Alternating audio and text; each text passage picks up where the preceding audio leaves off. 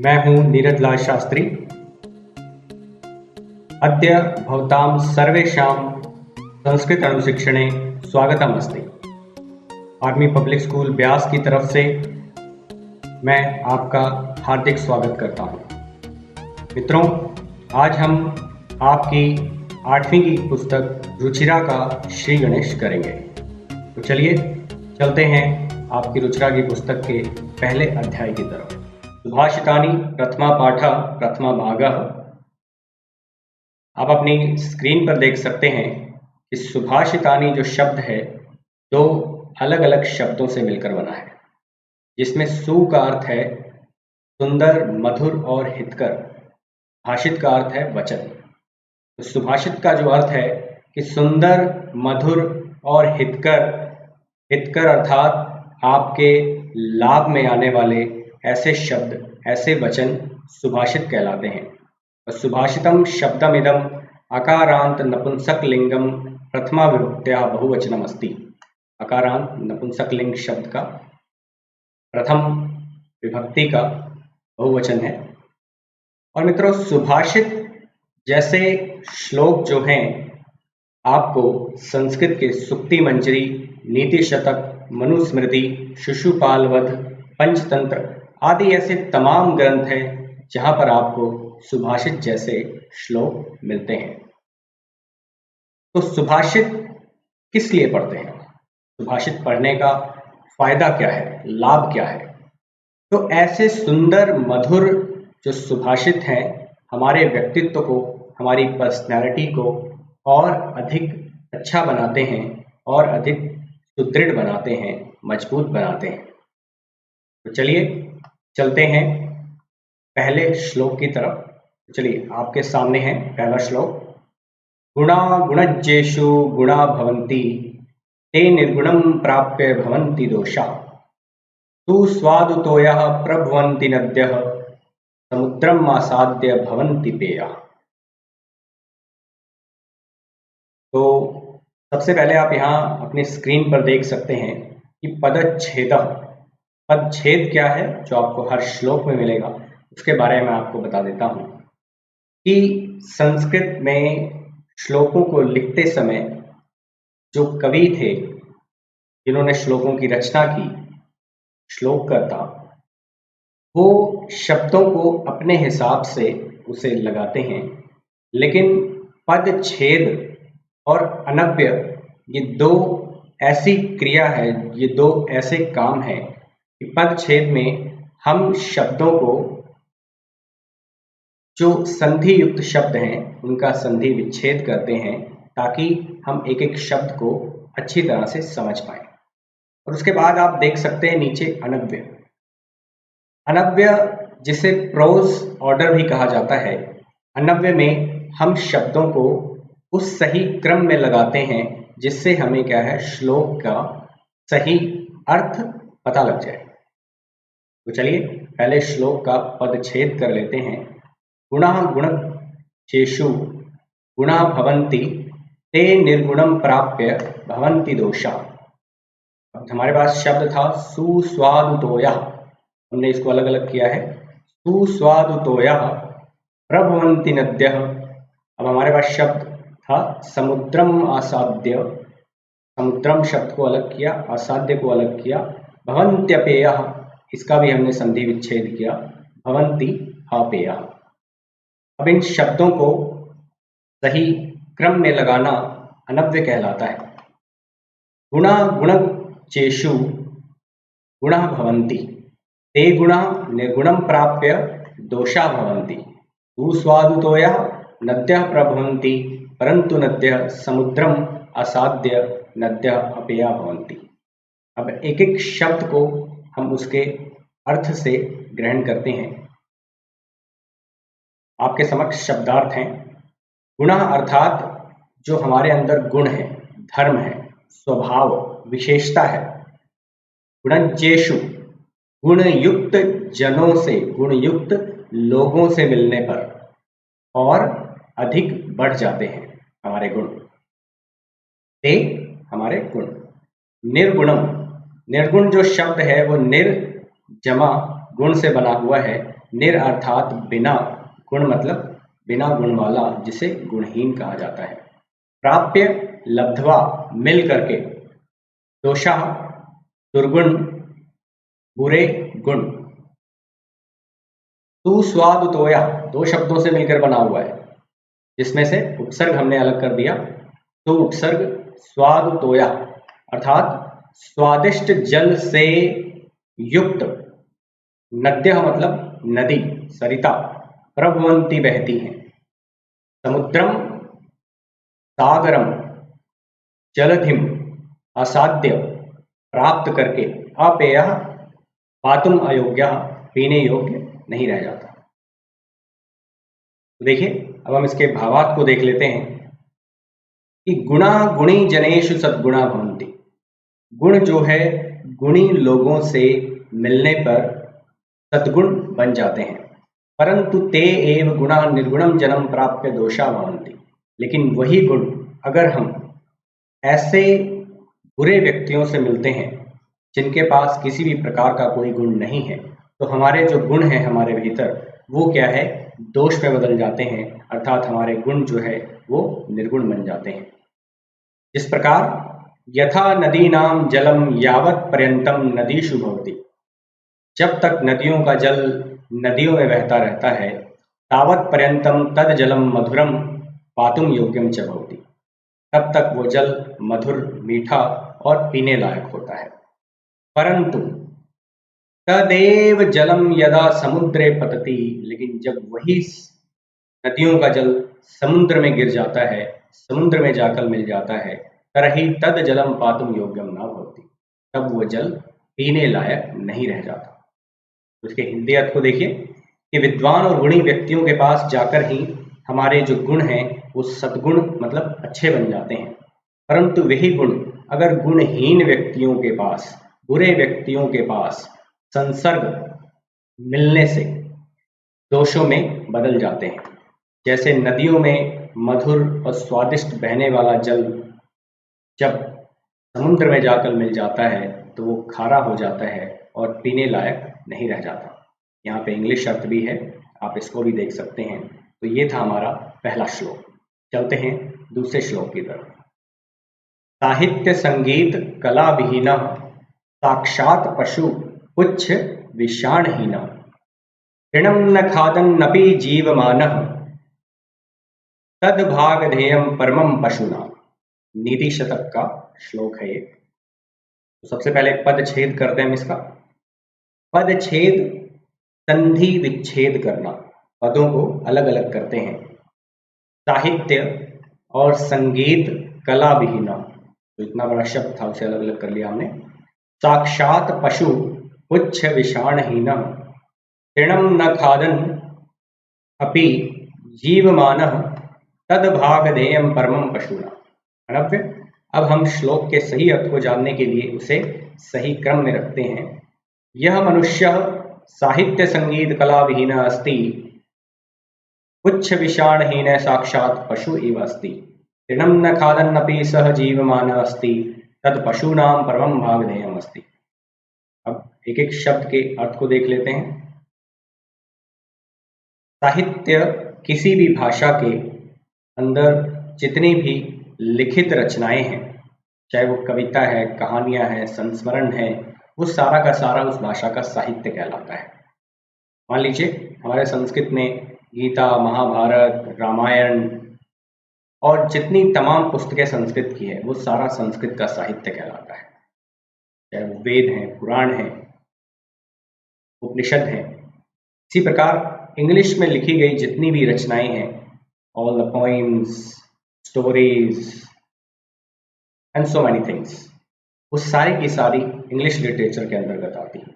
इसी प्रकार हिंदी में लिखी गई जितनी भी रचनाएं हैं, चाहे वो कोई भी कथा है, कविता है, संस्मरण है, डायरी लेखन है, वो सारा का सारा हिंदी का साहित्य कहलाएगा।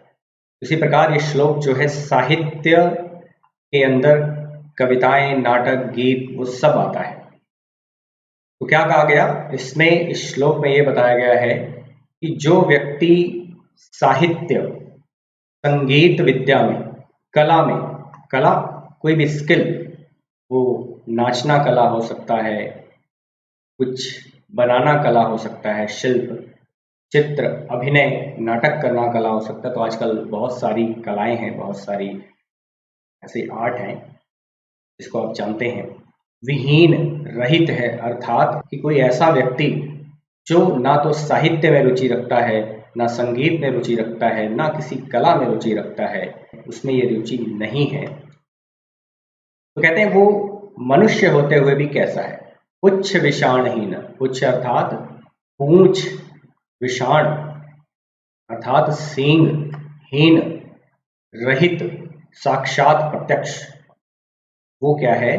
वो मनुष्य बिना पूंछ और सींग के होते हुए मनुष्य रूप में पशु के समान है। पशु मतलब पशु में मूषक, बिड़ाल, कुक्कुर बहुत सारे लोग आते हैं, लेकिन क्या बताया कि वो कोई भी पशु है। कहने का मतलब वो मनुष्य पशु है जो इन सब में रुचि नहीं रखता। कहते तृणम न खादन नपी, घास ना खाते हुए भी जीव मानव वो जीवित है। मतलब वो हमारी तरह, आपकी तरह जो मनुष्य खाते हैं वो खा रहा है। तत्व अर्थात पशु नाम जंतु नाम परमम अत्यधिकम भागधेयम, मतलब सौभाग्यमस्ति। भागधेयम सौभाग्यमस्ति, क्या सौभाग्य है? तो आगे देखते हैं इसको। तो भावार्थ क्या है मित्रों? कि यह मानव काव्यम संगीतम शिल्पम अभिनयम व ना जानती।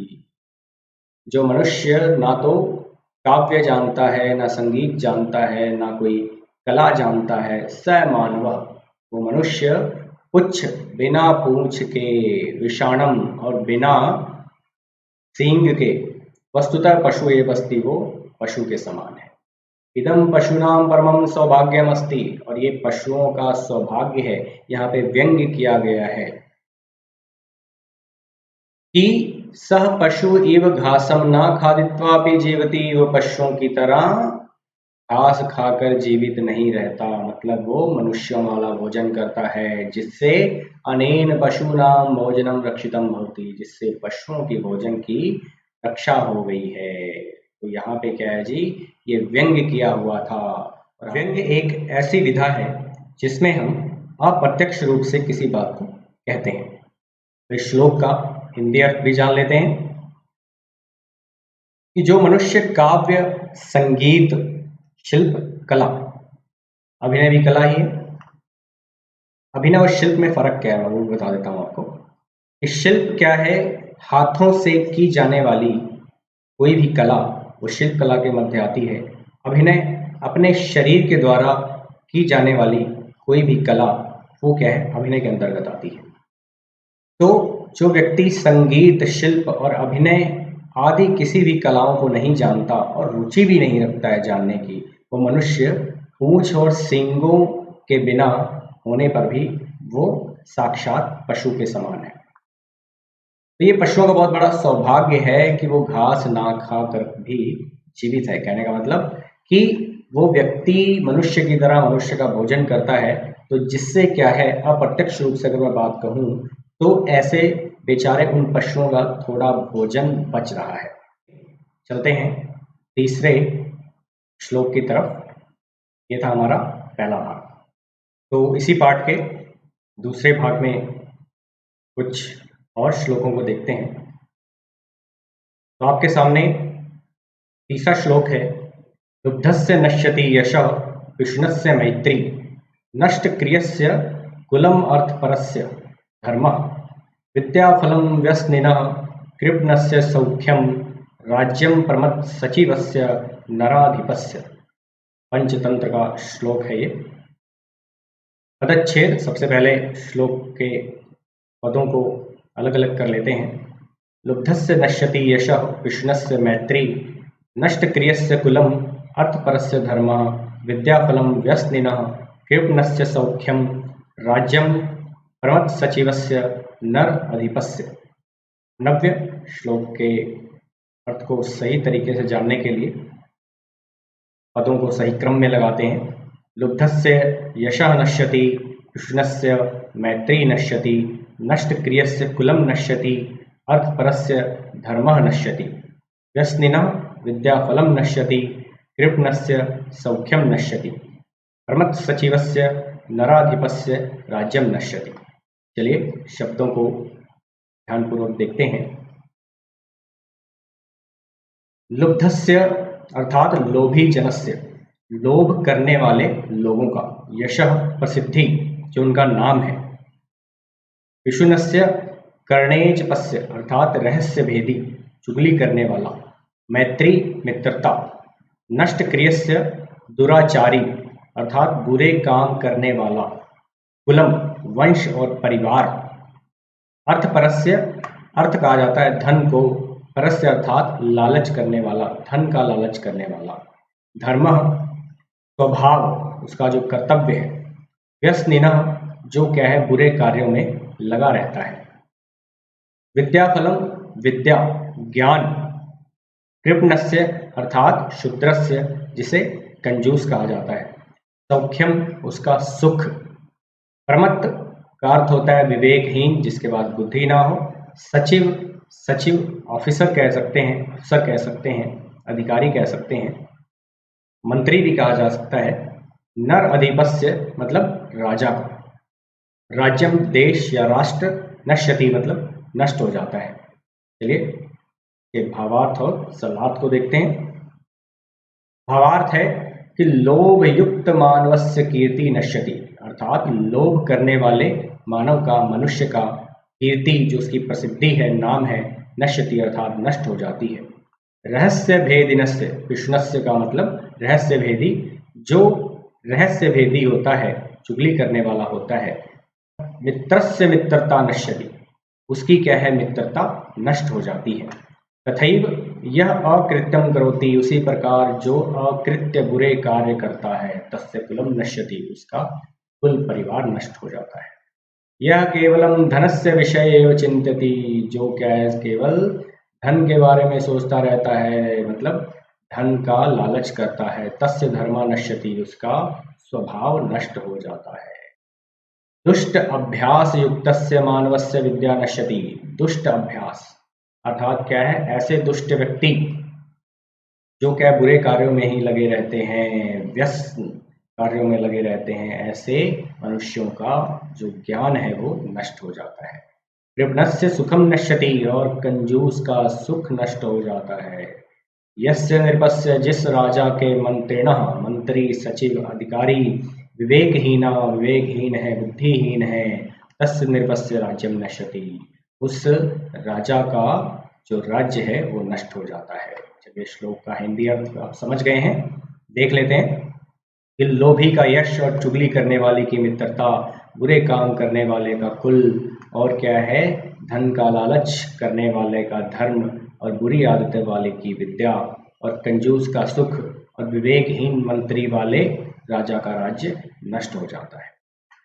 तो ये था हमारा तीसरा श्लोक। चलते हैं चौथे श्लोक की तरफ।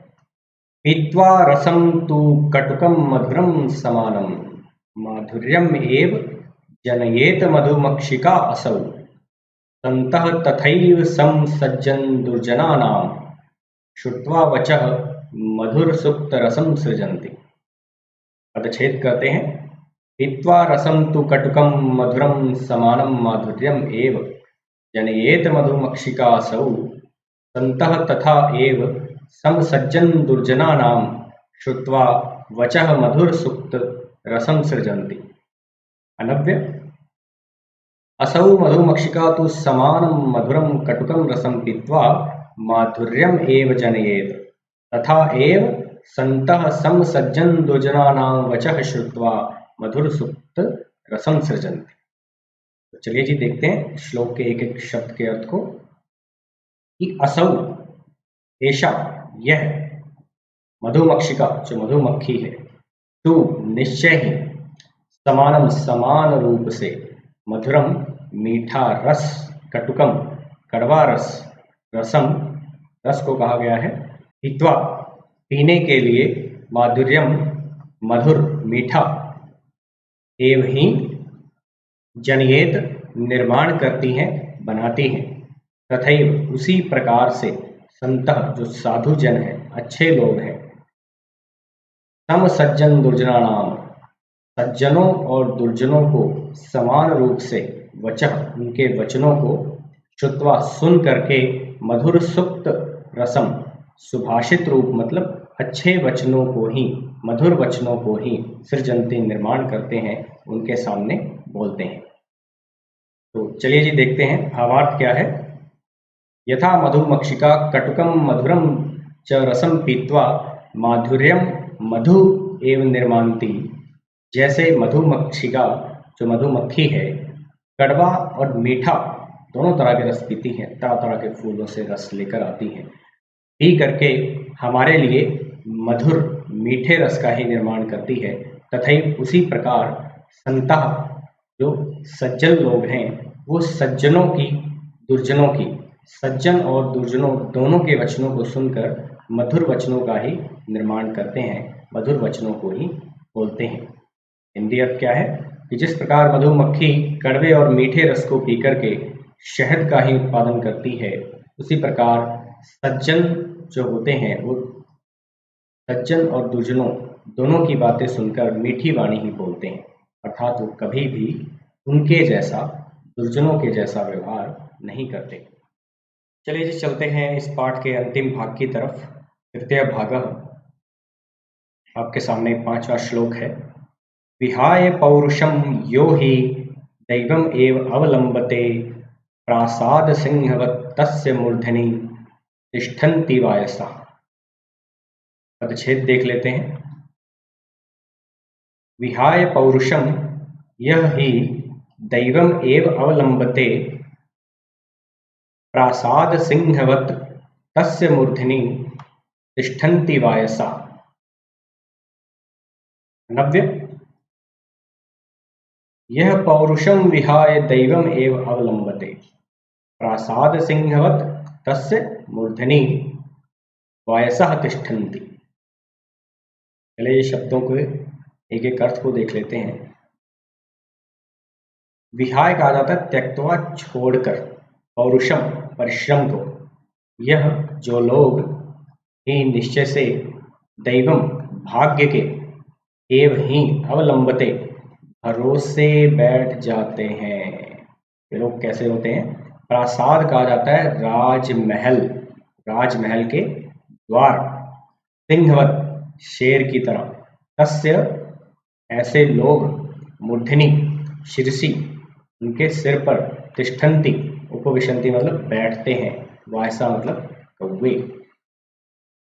देखिए भावार्थ क्या है कि यह मानव कि जो मनुष्य व्यक्ति पराक्रम मेहनत को परित्यज्य छोड़ करके केवलम भाग्यस्य आश्रम स्वीकृत करोति, केवल क्या है भाग्य के आश्रय को स्वीकार कर लेता है, भाग्य के भरोसे बैठ जाता है।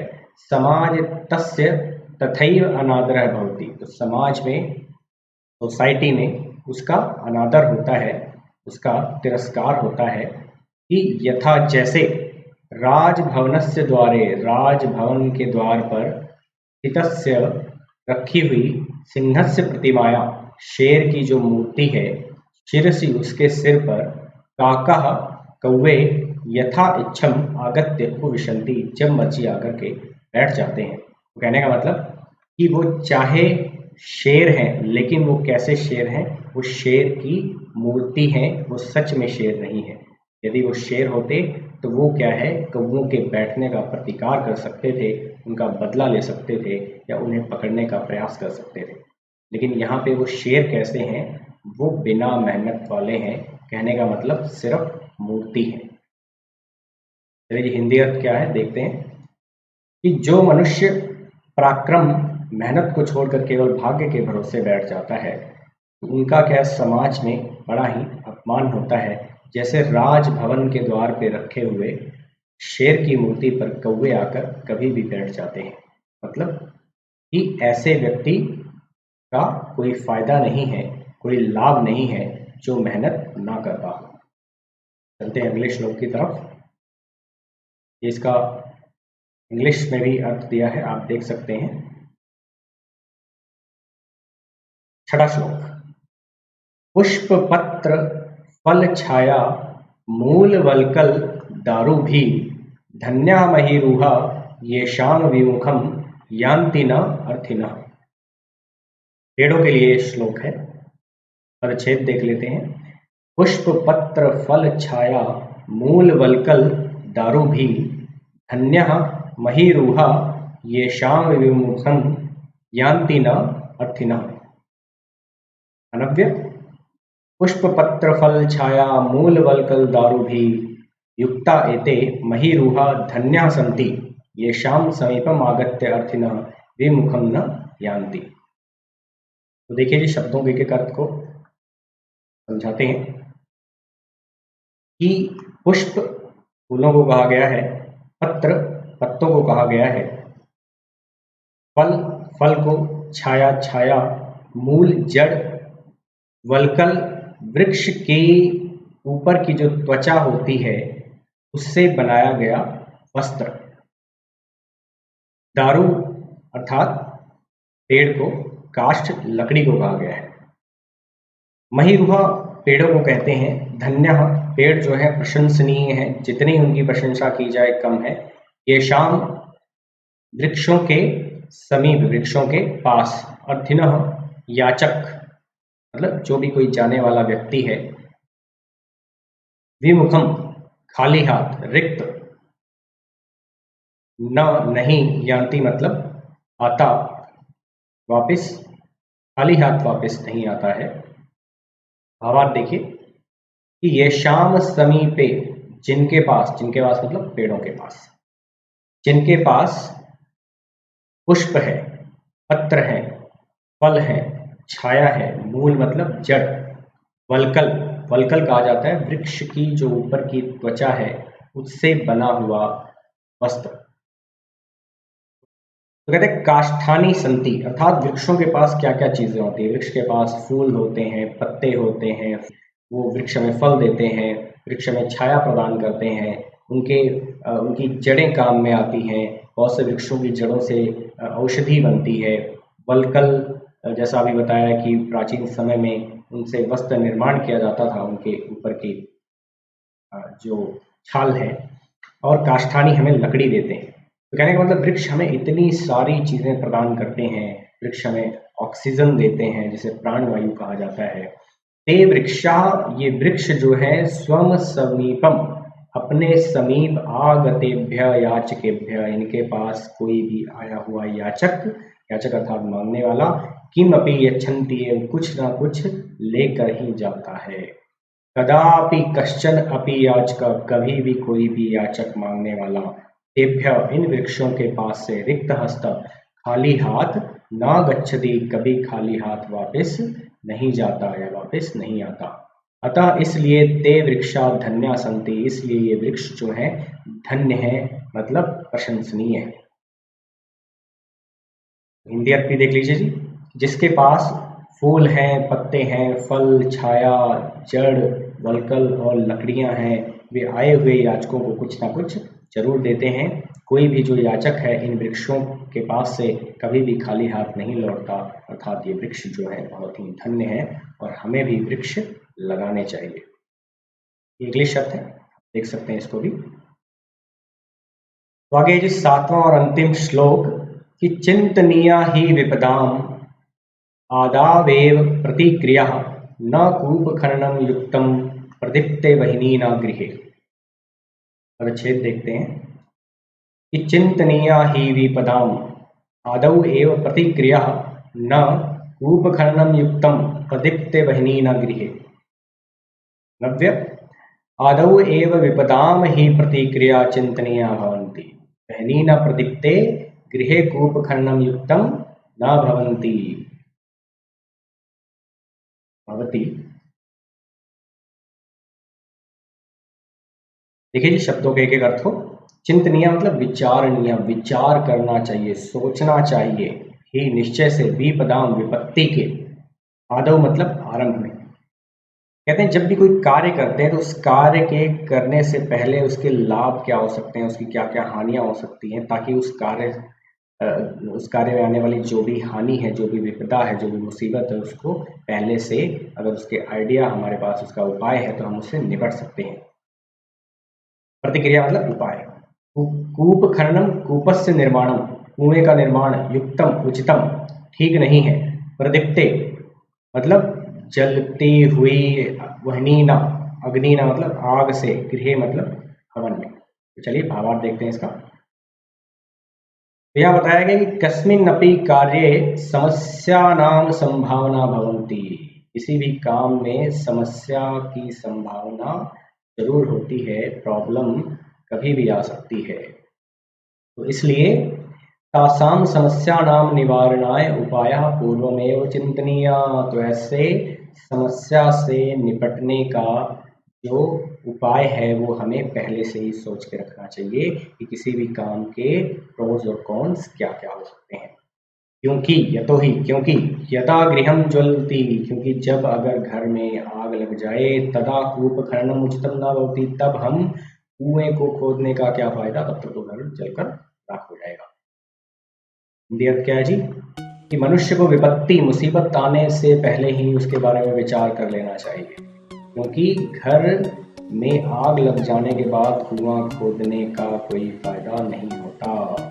तो इसलिए मित्रों, सही समय पर सही सोचना आवश्यक है। ये इंग्लिश अर्थ भी आप देख सकते हैं।